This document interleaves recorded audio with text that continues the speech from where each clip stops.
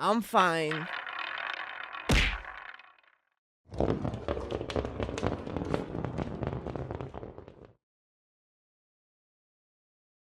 This is Colin McGuigan for IFL TV. Delighted to be joined by Eddie Hearn in Phoenix, Arizona. Eddie, how's the trip been from San Francisco to here? Were you out golfing yesterday in Scottsdale? I played golf yesterday. It was very pleasant, actually. Lovely place, lovely climate. Don't you feel? Take one step back. Sorry, mate. Yeah, feeling good. Ready for the fight. Bit tired, to be honest with you. It's a big week last week, and we obviously got Saudi next week, but we'll be refreshed Saturday night, ready to go. Big card here in Phoenix. Talk to me a little bit about that Day of Reckoning video, mate. Unbelievable, wasn't it? It was. I mean, 4 times I returned back to the makeup trailer for more zombie, because every time I come out, they said I wasn't zombie enough. The problem was, obviously, when you're so attractive, it's very difficult to look like a zombie, no matter what you have done to your face. And they were basically just coming out and saying, you're too handsome to be a zombie. So they had to keep sending me back to the trailer. It's actually a true story. You look a bit like a zombie today, to be fair. Maybe it's just the tiredness. Thanks, mate. You look well. Yeah, thank you. Appreciate it. Obviously, we need to get straight on to a few things. First of all, Mike Coppinger yesterday's reports of AJ Wilder, March 9th. True? No. No discussions with Saudi on that? Of course, everyone knows there's discussions. Nothing signed on that fight. Yes, we want to get it done. No, we haven't signed yet. So that's where we are. In terms of getting it done, is it going to be March 9th if they both do come through the 23rd? I think if they both win on 23rd, if they're both fit to go back into camp quite soon, there is a chance that it could happen in March, yes. On the back of that, there's been some comments from Deontay Wilder on an IFL TV interview. I don't know if you've seen it, where he said that he believes Anthony Joshua is mentally weak. What's your thoughts on that? All these people, like Deontay Wilder, came to London for the press conference. He couldn't have been more pleasant to Anthony Joshua. I mean, when he says, he wouldn't look me in the eye, he wouldn't do this. I mean, they basically asked Wilder about Joshua, and Wilder said, I totally respect Anthony. It's great, hopefully we can all get... And then, obviously, now it's like, yeah, he was scared, he's mentally weak. It's all a load of rubbish, really. I mean, I've never seen anyone psychoanalyzed more than Anthony Joshua. Like, is Deontay Wilder mentally weak? He hasn't boxed for... He's done half a round in about 2 years. When he comes out and starts accusing Tyson Fury of all this glove stuff and posting these videos, is he mentally weak? I have no idea. It's a fight at the end of the day. I don't believe any of them are mentally weak. But all that matters is December 23rd. Because we can talk about this fight. And yeah, it's my job to try and get that fight made. But if they don't win on the 23rd, it's totally irrelevant. So that's where the focus lies. We've seen an interview from Kala today to say officially Conor Benn, Chris Eubank Jr. is off. He said there was problems with the commercial discussion on it. Can you just elaborate on that? Yeah, what he means is he couldn't get a deal done with Eubank. I mean, that's the bottom line, What was the issue with Chris Eubank Jr.? Delusion.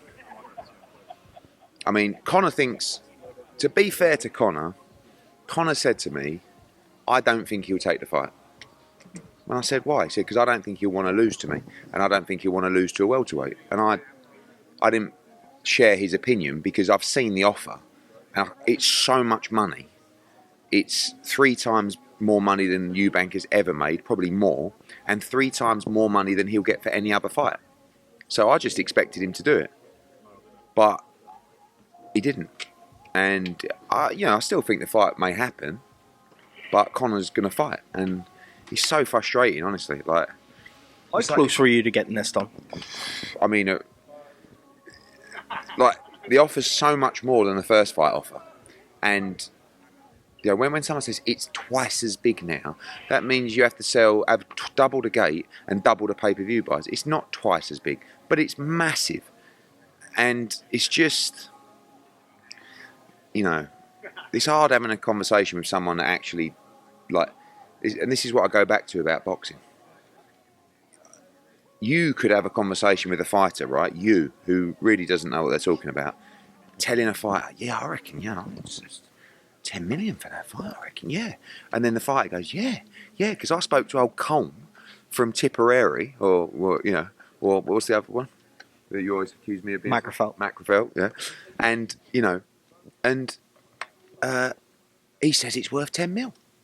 Okay, fucking great. Yeah, brilliant. So, yeah. Conor feels that Eubank doesn't want the fight because he's scared. I don't necessarily go along with that, but it is weird. Really weird. So, Feb 3, no fight. And we're on the, I'm not saying the verge, but we're close to agreeing Conor's next fight, which will be announced next week. So Conor's next fight, is it going to go February 3rd still? Obviously not the stadium then. Yeah, it was going to go Jan 27th, but because Munguia's going 27th, we'll go Feb 3. In the UK or US? Undecided. Likely opponent? Depends who he fights. Boots Ennis? I don't think so. I mean, Devin wants the fight. We're discussing with Devin, but I think it's going to come too early for Devin. Not in his career, but date-wise. Conor wants that fight. Devin wants that fight. And I think we're going to make that fight, but maybe not for February 3rd. Barrios? Love that fight. Is that potentially the one Las Vegas, Conor Benn? Maybe.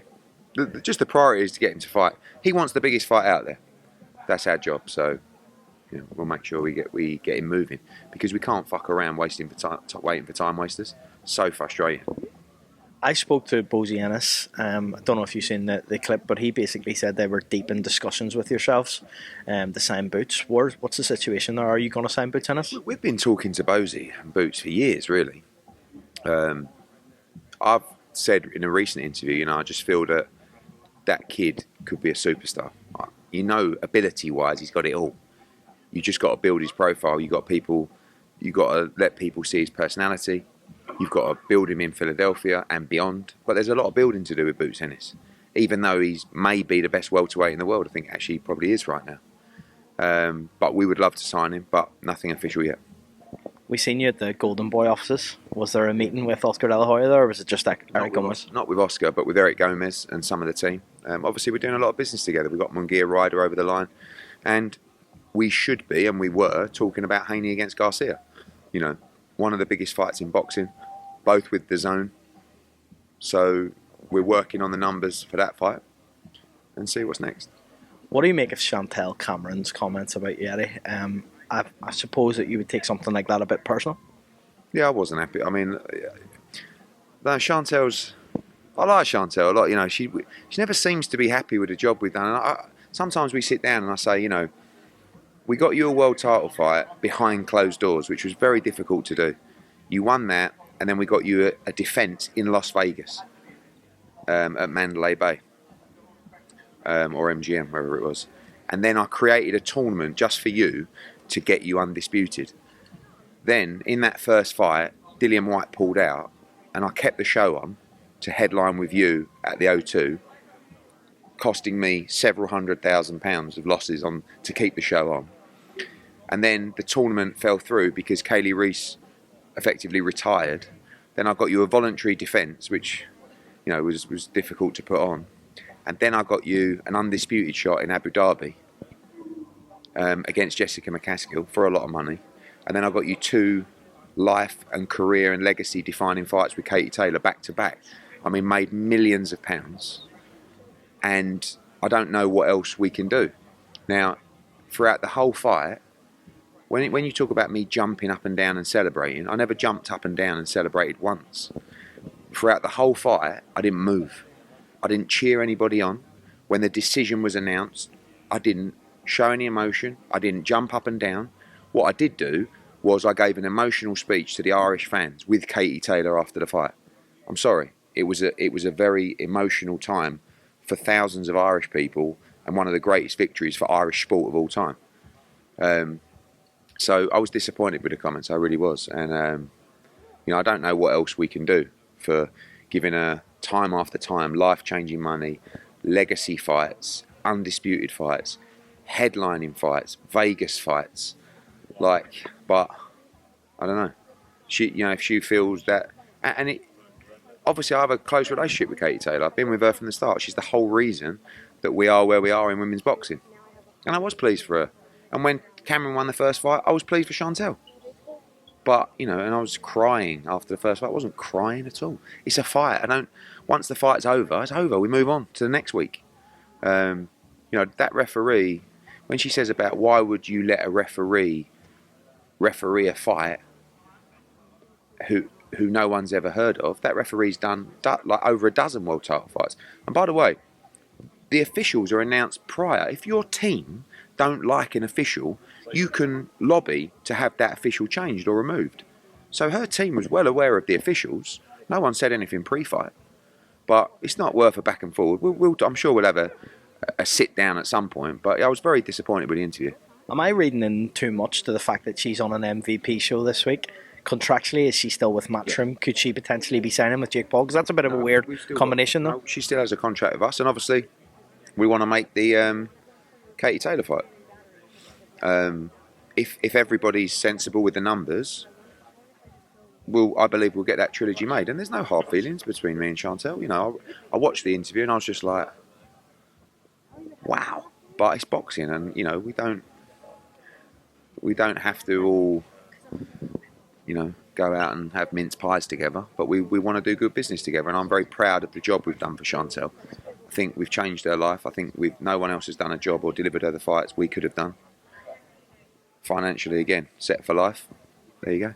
Edward, I think you're being ushered to another interview, so I'll let you go, mate, and we'll catch up again soon. Thanks, mate. Thank you.